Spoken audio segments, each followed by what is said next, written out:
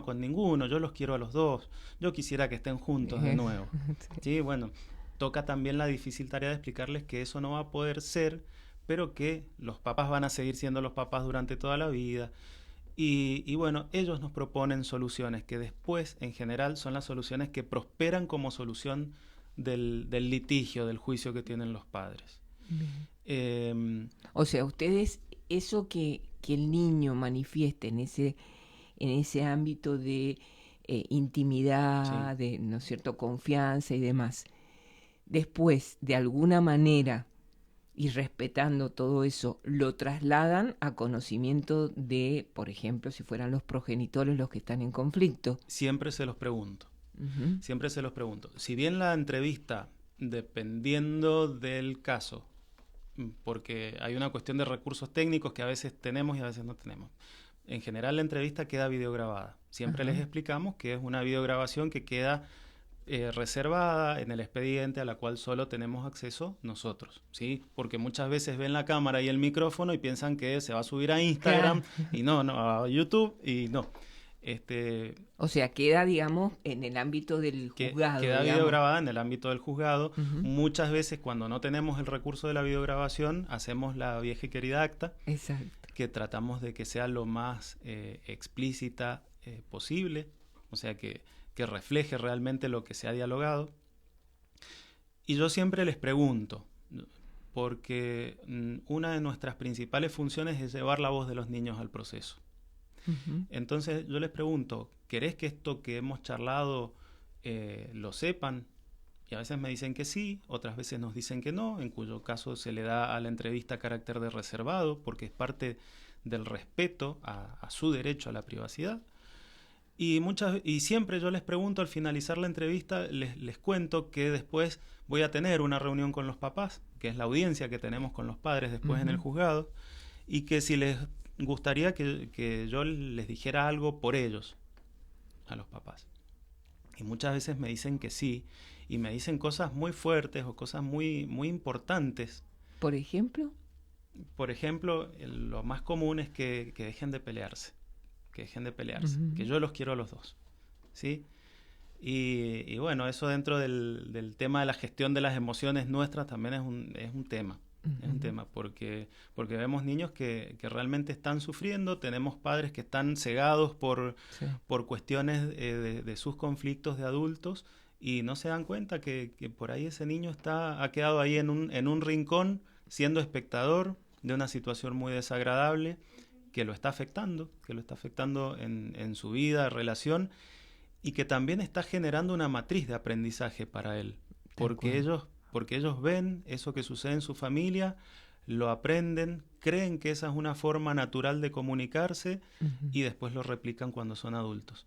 Entonces, es todo un trabajo que si nosotros quisiéramos nos podríamos ceñir a lo estrictamente jurídico y a lo estrictamente técnico. Pero si queremos hacer bien nuestro trabajo, no podemos no ver todas estas circunstancias y no hacerlas ver, hacer que se vean. Bien. Entonces, visibilizar esto para no naturalizar estas situaciones que no son buenas es parte de nuestro trabajo también y es una parte que también es muy gratificante. A veces nos frustramos un montón porque eh, por mucha voluntad y mucha dedicación que le pongamos, las cosas no se resuelven como quisiéramos, pero muchas veces son muy gratificantes porque vemos cambios significativos y vemos que todas esas situaciones dolorosas le ha tocado transitar a esa familia cambian o empiezan a cambiar o empiezan a caminar hacia situaciones más saludables y mejores, principalmente para los niños, porque los adultos, bueno, vamos resolviendo como podemos nuestra realidad, pero ellos son personas que dependen. Así es. Bueno, mirá la hora. Ya nos hemos... Hemos hablado un montón. Vamos a hacer un pequeño corte. Así, bueno, también los que nos escuchan procesan un poco todo esto, que es bastante bueno, y nos volvemos a encontrar.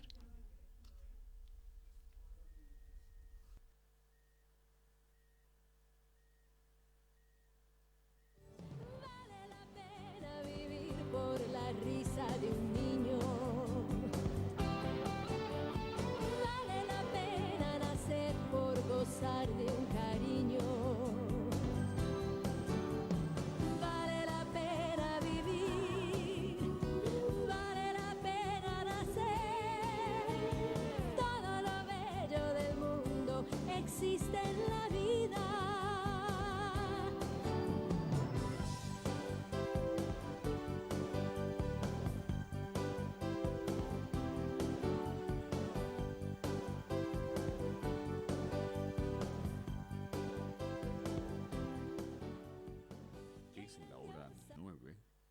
39 minutos.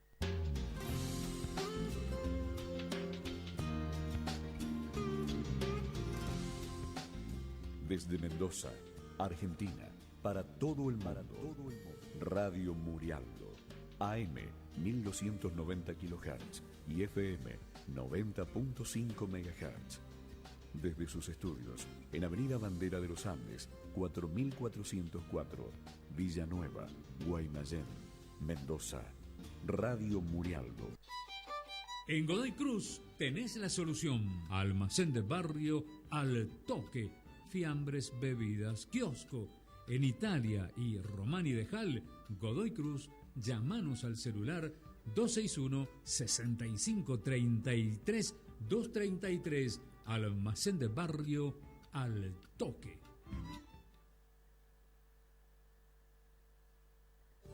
Vale la pena vivir por la risa de un niño. Vale la pena nacer por gozar de un cariño. Vale la pena vivir. Vale la pena nacer. Todo lo bello del mundo existe en la vida.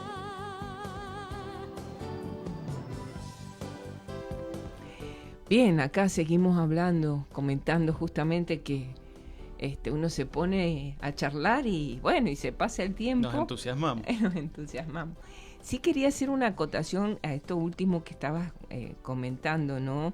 Los cambios que uno observa cuando tiene este tipo de intervenciones. Y bueno, que como ya he dicho varias veces, el tema en familia es justicia de acompañamiento. Esto es muy importante y espero que mis colegas y toda la gente que trabaja, las nuevas camadas y demás, lo tengan muy en cuenta, que es una justicia de acompañamiento, porque justamente es esto, es ayudar a estas familias que están en conflicto a transitar esta nueva, situación familiar de una manera más pacífica, respetándose los derechos de todos, adultos y niños, escuchándose, o sea, justamente esa es nuestra tarea, no solamente esto que vos decías, de aplicar el derecho, porque obviamente esa es nuestra función, pero se trata de una justicia que trabaja con la interdisciplina, que es fundamental, ¿no es cierto? La ayuda de los psicólogos, psiquiatras, médicos en general, asistentes sociales,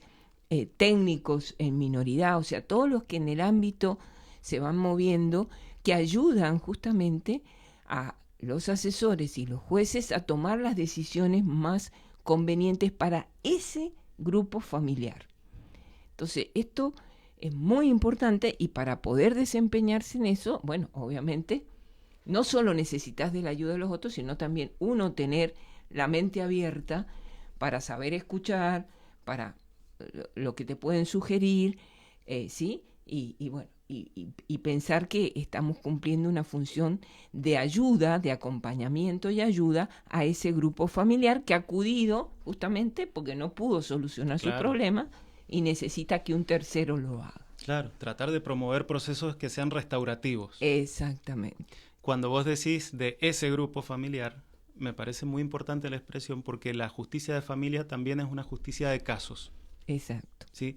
Entonces, cada familia es un caso, cada niño es un caso, cada uno es una realidad y tenemos que atender a esa realidad. No tenemos guías a través del derecho, tenemos parámetros dentro de los cuales movernos, pero cada familia es un mundo, cada persona tiene su individualidad y debe ser identificada esa individualidad y respetada también y enmarcada dentro de los márgenes que nos da el derecho. Tal cual, tal cual. Y en esto que estuvimos hablando de el tema de cómo reaccionan los niños, o sea, esto de las entrevistas, que se les explica, todo. Bien. Pero tenemos la otra parte. Los padres, yo recuerdo, progenitores que les decimos ahora, ¿no es cierto? Yo recuerdo por ahí, no sé cómo estará ahora la situación, pero como que venían y decían, cuando por ahí teníamos que decirle, mire, va a ser importante que traigan a los niños para que los podamos escuchar. No, pero ¿por qué los vamos a traer acá? Sí, o sea, como que nosotros, o sea, el ámbito de la justicia era como un estigma, una cosa que les iba a hacer daño. Y yo siempre les decía, a ver, el problema no lo hemos generado nosotros. Así que es muy importante que nosotros también le demos el espacio a ellos. Entonces, ¿cómo reaccionan los adultos frente a esto que hemos estado hablando de los derechos? Es dispar la reacción, es dispar. Tenemos padres que son colaboradores, otros que saben que no les queda otra, porque nosotros disponemos la audiencia porque es una garantía de procedimiento y porque es un derecho de los niños y porque estamos decidiendo sobre derechos de ellos, en definitiva, en estos procesos. Y otros que realmente tienen problemas en facilitar este espacio y bueno, muchas veces se niegan a llevarlos a los niños, pero parte también de un error conceptual, me parece a mí. Parte de pensar de que la entrevista con los niños es un medio de prueba. Claro. Y eso también se los explico. Y muchas veces inclusive lo dejamos expresado en las intervenciones por escrito o en nuestros dictámenes. Aclarar, porque esto es algo que hay que aclarar también a los profesionales que intervienen en el foro de familia. Eso te iba a decir, sí.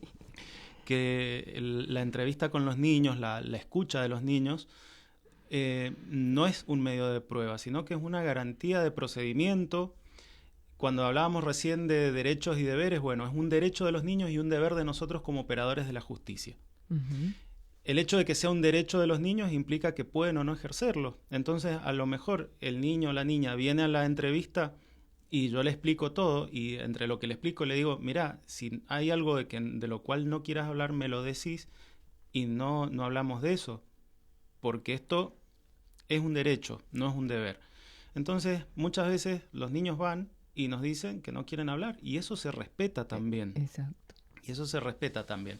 Y bueno, ¿qué pasa con los padres? Y bueno, tenemos algunos padres que son reticentes. Hay que explicarles también, necesitamos la colaboración de los abogados eso que los representan. Es muy importante. También para que les expliquen, Y parte de esta colaboración y de esta explicación previa tiene que ver con que los niños no vayan condicionados a la entrevista. Uh-huh. Por esto que te mencionaba recién, de que cuando les preguntamos, ¿sabes por qué estás acá? Algunos nos dicen, vengo a declarar. O vengo a contarles todo lo malo que me pasó. Uh-huh. Y ya vemos que vienen con un condicionamiento previo, muchas veces vemos que vienen con un discurso armado que no les pertenecen. Entonces, eso... parte de la actitud de los adultos, y eso es una actitud que hay que tratar de modificar también, que ya es más difícil, pero aprovechando este espacio también tenemos que hacer saber que nosotros, por nuestro expertise, por nuestra experiencia y por la interdisciplina que vos mencionaste y que forma parte del fuero, nos damos cuenta cuando suceden estas cosas y cuando los niños van guionados o cuando van condicionados o cuando van amenazados. Esto es muy terrible y bueno, nos damos cuenta porque ellos, uno no puede sostener mucho tiempo un discurso que no es propio. Nos damos cuenta a través del vocabulario que utilizan, que suele no ser el vocabulario propio de un niño, o nos damos cuenta que por ahí en un momento más informal de la entrevista los niños hablan de una manera y cuando les planteamos el tema concreto nos hablan de otra forma. Entonces es como que estamos escuchando dos voces saliendo de una misma persona. Uh-huh. Entonces nos damos cuenta, y esto lo tienen que saber los progenitores, tienen que saber que también es parte del respeto de los derechos de sus hijos, darles esa libertad para que ellos nos den una opinión de lo que realmente sienten. Uh-huh. Y a partir de ahí poder empezar a transitar estos procesos restaurativos con el acompañamiento jurídico de los abogados de ellos y con la decisión que en definitiva adopte el juez o la jueza a la que le toque resolver. Uh-huh. Claro, por eso el énfasis que estamos poniendo en que la especialidad de este fuero, de esto del acompañamiento, ¿no es cierto? Que, o sea, cambiar esta idea que uno va al juzgado para que te sentencien. No. Esto es, uno va al juzgado justamente porque no logra resolver los conflictos, porque tal vez no logra los espacios necesarios para comunicar. También es importante acá, y yo lo he destacado muchas veces, este trabajo que hacen los abogados de las partes en sus estudios, ¿no es cierto? Importantísimo. Que aquellos que se dedican a esta especialidad, a esta rama especial del derecho, tienen que tenerlo muy presente, o sea, porque también notamos que, cuando han habido abogados que verdaderamente trabajan en esto, ya vienen con muchas cosas resueltas, habladas, donde en la audiencia se hace mucho más amena, donde se logra destrabar muchas cosas.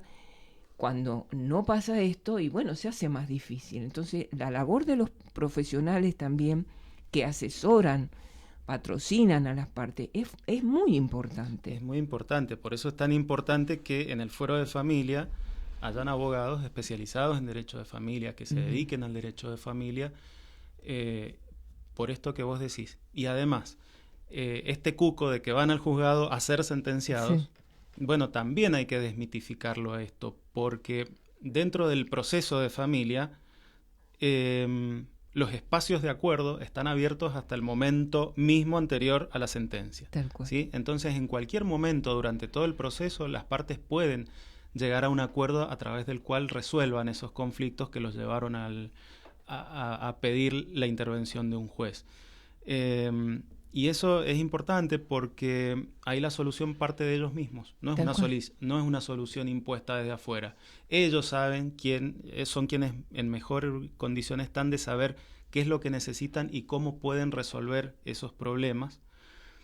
Por lo tanto, si pueden resolverlo de forma acordada y que un juez le dé valor de ley a ese acuerdo, es mucho más importante porque va a ser mucho más fácil cumplirlo. Tal cual. Que una solución que venga impuesta desde afuera. Aparte, nosotros de esa película que es cada realidad familiar, nosotros vemos fotos, vemos fotogramas, nada más.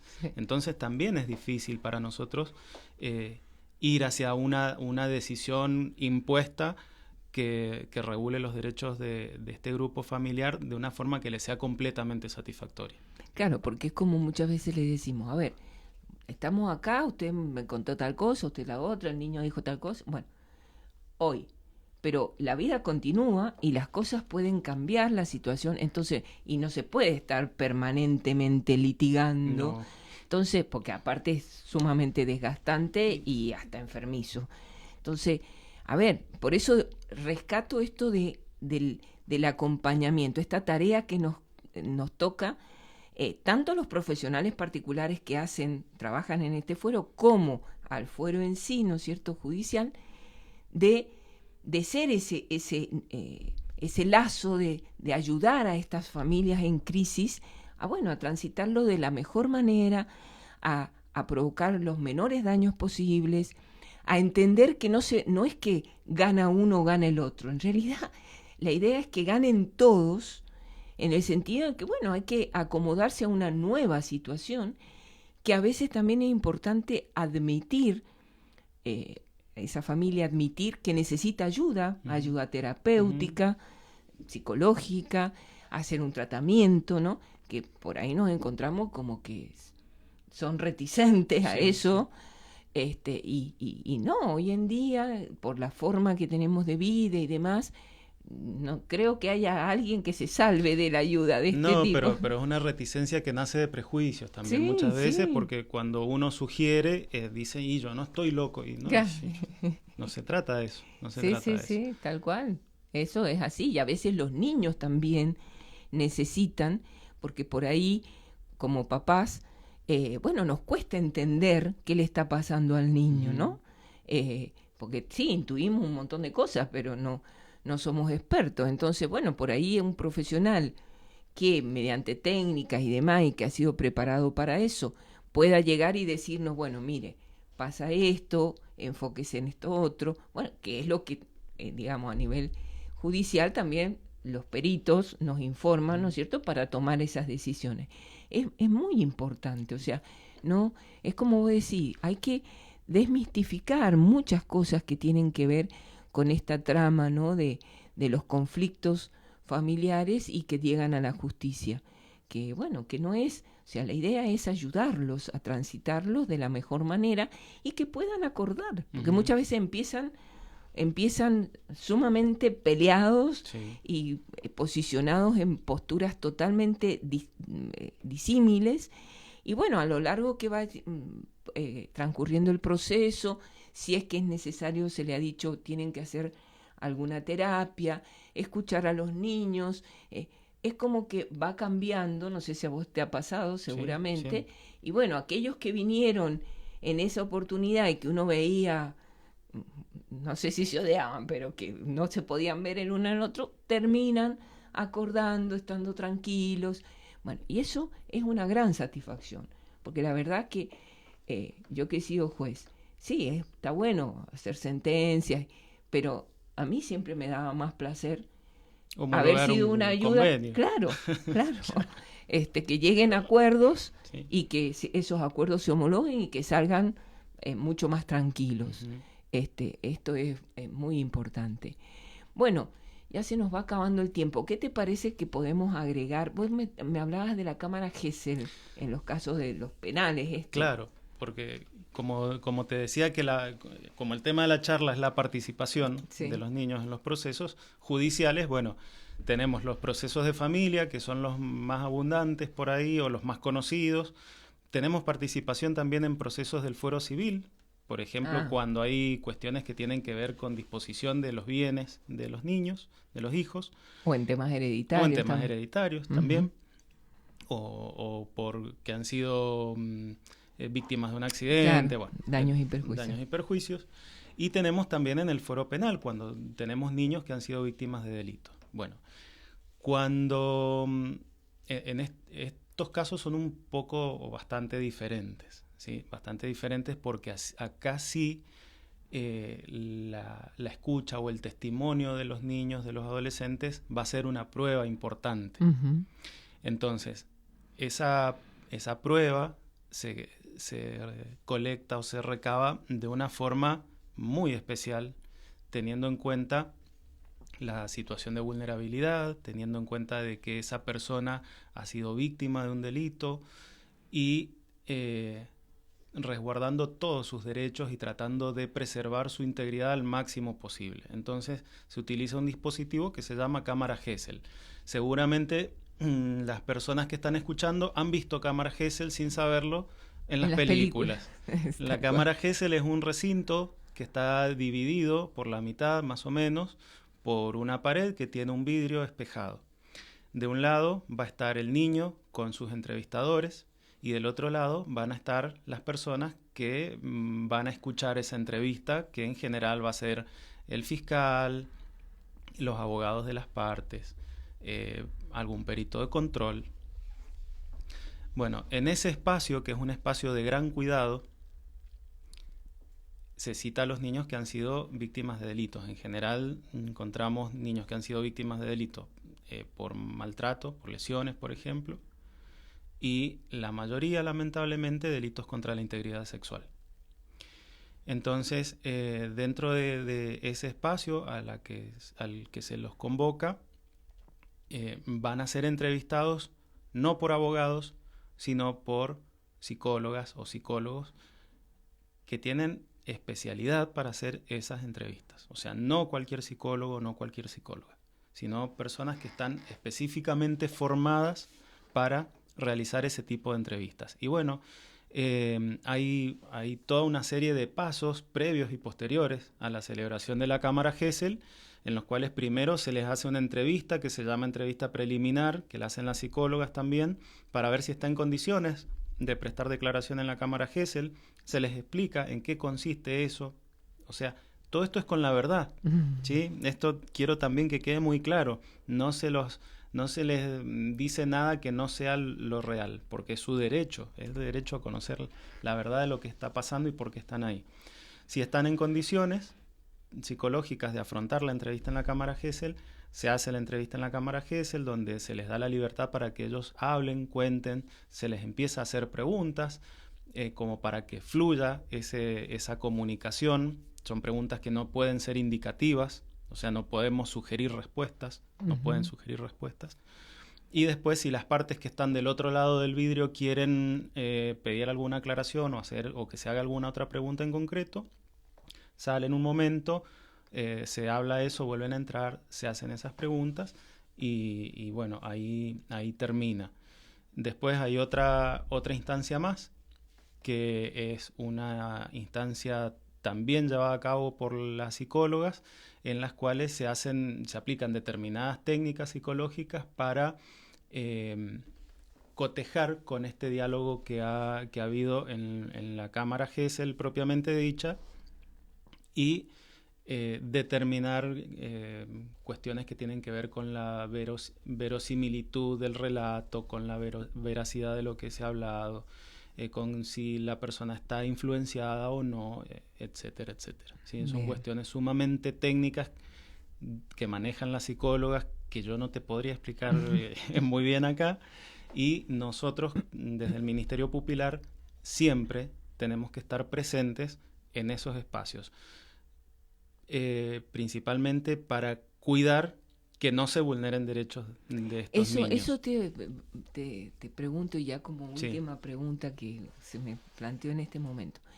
Si vos ahí, observando la cámara Gesell, advertís que al niño, que el niño se está poniendo muy mal y el quien le está entrevistando no lo advierte, o te das cuenta de que la cosa no va bien, a ver, ¿qué reacción tenés? ¿Qué es lo que tenés que hacer? Yo puedo solicitar que se detenga la cámara Gesell. Puedo solicitar que se detenga.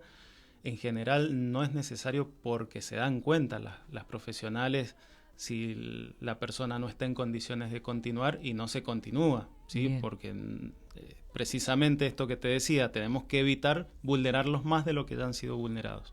Claro. Esta revictimización de la que se habla. Exactamente, exactamente. Bueno, Osvaldo, querido, con Osvaldo nos conocemos desde hace años. Hace un montón. Hace Adriana un montón. ha sido una de mis mentoras. Hemos trabajado codo a codo tomando audiencias y demás. Bueno, y él ha hecho todo su proceso hasta llegar a donde ha llegado, de lo cual estoy muy orgullosa. Bueno, muchas Así gracias. que espero que puedas concretar todos tus anhelos. Y bueno, esperamos que les haya sido clarificador todo esto que hemos hablado, que sirva para que no tengan miedo, para que se animen a cuando vean alguna situación donde un niño, niña, adolescente le están vulnerando sus derechos, se animen a denunciarlo, a exponerlo, no pensando, no, va a ser para peor, sino al contrario. La idea es justamente ayudar, acompañar, y hay gente especializada para eso. A dar aviso, a la línea 102, un llamado telefónico. Exacto. Es suficiente. Bien, así que bueno, muchísimas gracias, Gracias Osvaldo, a vos. gracias por haberme acompañado en este día. Bueno, y yo les recuerdo, estamos todos los martes de 9 a 10 de la mañana. Muy probablemente el próximo martes tendremos al grupo de Facenda para hablar del tema de las adicciones. Así que bueno, creo que también es un tema interesante para tratar hoy en día. Y también les recuerdo que los jueves desde las 9 de la mañana hasta las 18 tenemos adoración eucarística en el oratorio de la parroquia de la Sagrada Familia para todas aquellas personas que quieran tener ese encuentro personal con el Señor. Así que bueno, los esperamos también.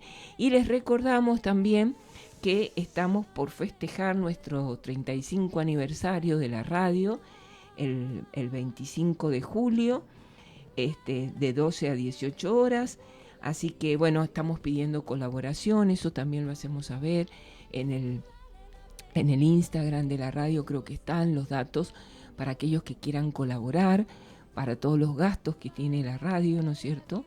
Esto no es fácil sostenerlo, así que un poco entre todos estamos tratando de poder seguir adelante con este servicio, que siempre lo destaco, es la única radio en Mendoza católica, o sea, religiosa, y que bueno, no porque sea católica solamente tratamos temas que tengan que ver con lo católico.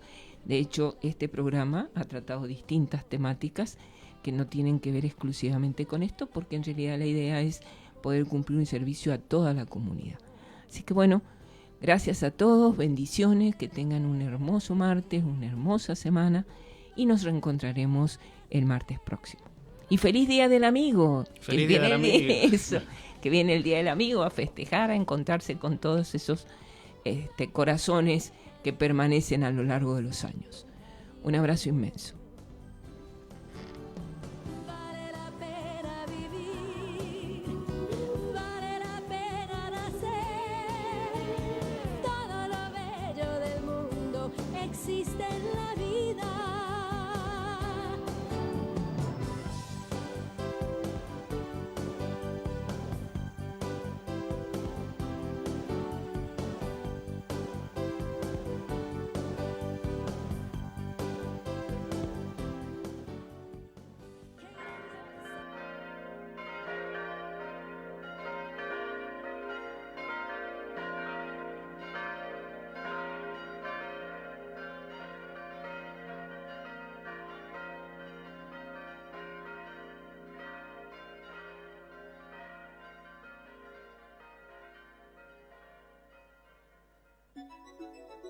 Radio Murialdo le informa la hora.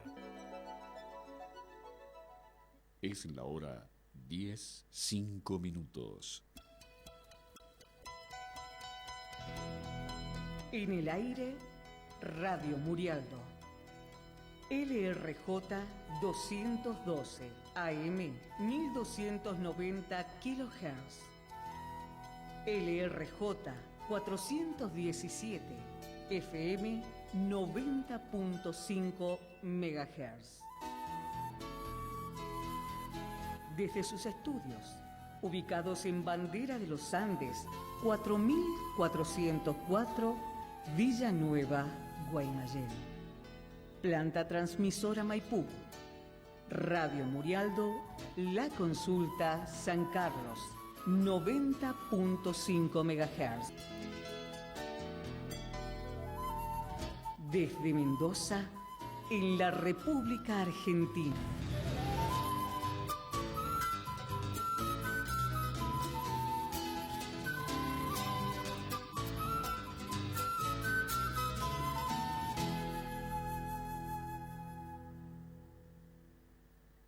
En el mercado cooperativo Acceso Este, frutas argentinas. En los puestos 205, 206, frutas las más ricas de Mendoza, camotes, zapallos, todo el año.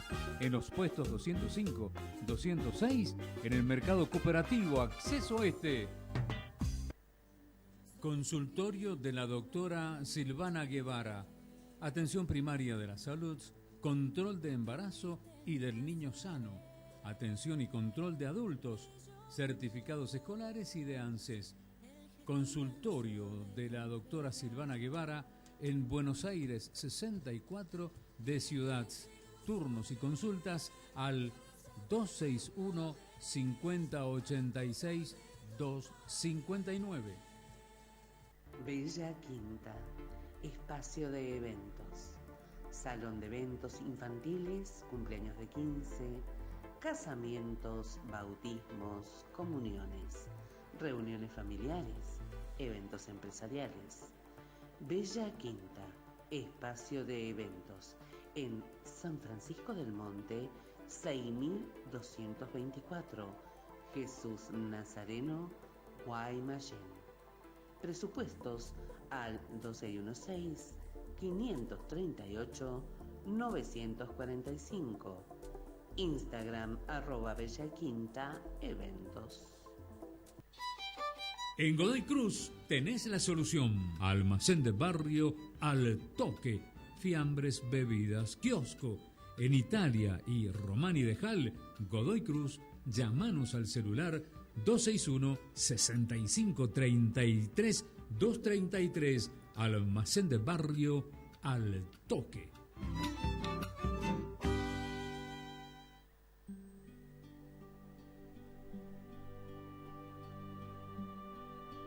Con Santa María, anunciamos el reinado de Dios.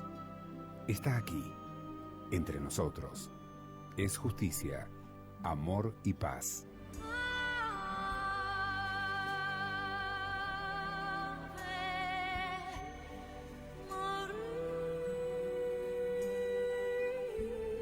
Radio Murialdo, AM y FM.